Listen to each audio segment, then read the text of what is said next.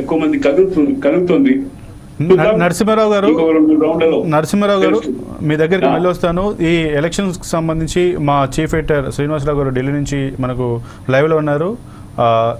శ్రీనివాస్ గారు, ఇప్పుడు ప్రస్తుతం అక్కడ పరిస్థితి ఎలా ఉంది? ఎన్నో రౌండ్ కొనసాగుతుంది? ఏమైనా రిజల్ట్ తారుమారయ్యే అవకాశం ఉందా? Yes, exactly right.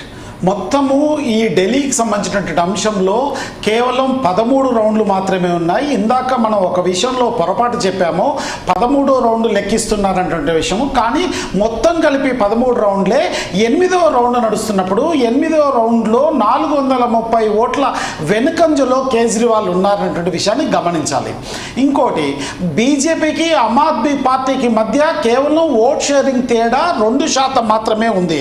అయితే ఎందుకు అసలు మరి ఆమ్ ఆద్మీ పార్టీకి ఓట్లు పడట్లేదన్నటువంటి విషయాన్ని ఇక్కడ గమనించి మనం దాని లోతైన విశ్లేషణ చేసినట్లయితే లిక్కర్ స్కామ్ పూర్తి స్థాయిలో ఆమ్ ఆద్మీ పార్టీని పీకల్లోతు కష్టాల్లోకి, అంటే మహాసముద్రం లోపలికి నెట్టేసిందన్నటువంటి విషయాన్ని అర్థం చేసుకోవాలి.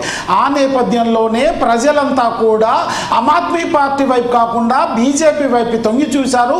బీజేపీ వైపు తొంగి చూడటానికి గల ముఖ్య కారణాలు సంక్షేమ పథకాల విడుదల ఒకటి, దాని తర్వాత రెండో అంశము కేంద్రంలో ఏ పార్టీ అయితే అధికారంలో ఉంటుందో అదే పార్టీ రాష్ట్రంలో ఉన్నట్లయితే నిధుల వర్ధక అత్యంత ఎక్కువగా ఉంటుంది, అభివృద్ధి కూడా ఎక్కువగా సాధించే అవకాశం ఉందన్నటువంటి ఈ చిన్న లాజిక్ను మాత్రమే ప్రజలు గమనించి ప్రజలు బీజేపీ వైపు వెళ్ళినటువంటిగా మనకు అర్థమవుతుంది. అయితే ఎలక్షన్ కమిషన్ ఆఫ్ ఇండియా ప్రకటించినట్లుగా ప్రస్తుతము బీజేపీకి 45 సీట్లలో మెజారిటీ ఉంది, ఆమ్ ఆద్మీ పార్టీకి 25 సీట్లలో ఉన్నట్లుగా తెలుస్తున్నది.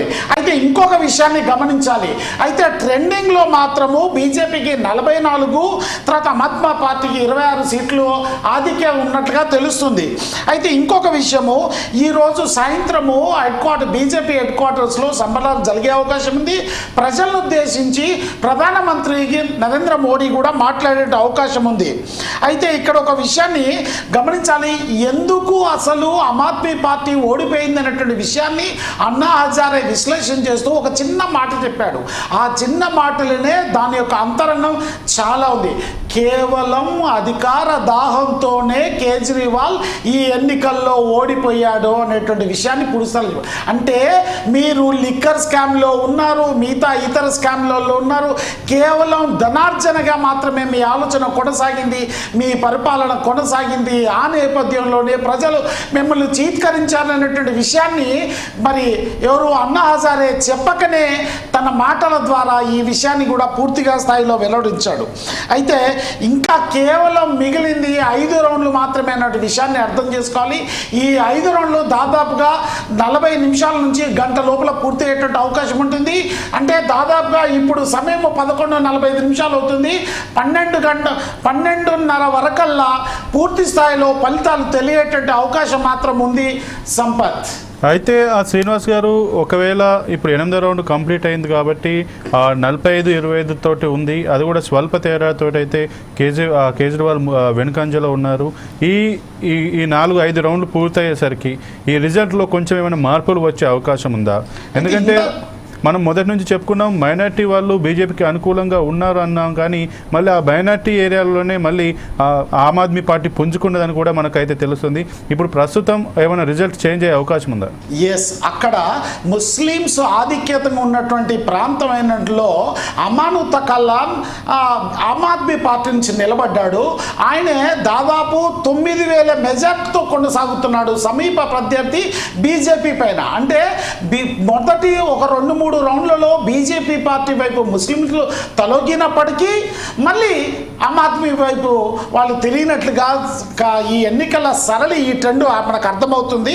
సో ఆ నేపథ్యంలోనే ఈ ఎన్నికల కౌంటింగ్ ప్రక్రియలో ఎన్నికల మరి సరళిని చూసినట్లయితే మనకు అర్థమవుతున్నది ఏంటంటే కేవలం ఒక 10 స్థానాల్లో మరి 1000 ఓట్ల తేడాతో మరొక 10 స్థానంలో 1400 తేట్ల ఓడాతో మరి హోరాహోరీ పోరాటం ఏదైతే జరుగుతుందో అవి మాత్రం ఖచ్చితంగా రెండు పార్టీలను తారుమారు చేసే అవకాశం మాత్రం లేకపోలేదు. ఒకవేళ బీజేపీకి అనుకూలంగా ఉంచినట్లయితే బీజేపీ 26 సంవత్సరాల తర్వాత రాజధాని అయినటువంటి ఢిల్లీలో తమ కాలు మోపేటువంటి అవకాశం ఉంది, పరిపాలన కొనసాగించే అవకాశం ఉంది.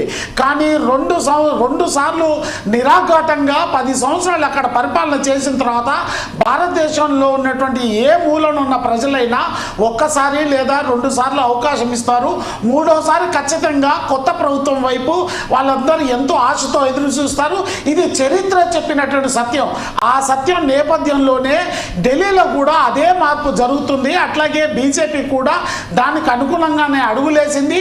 అట్లాగే ఆమ్ ఆద్మీ పార్టీ స్కామ్లలో నిండిపోవడము, దాని తర్వాత ముఖ్యంగా లిక్కర్ స్కామ్ పూర్తి స్థాయిలో ఆమ్ ఆద్మీ పార్టీని దెబ్బకు తీసిందని చెప్పడంలో మాత్రం ఎంత మాత్రం సందేహం లేదు సంపత్.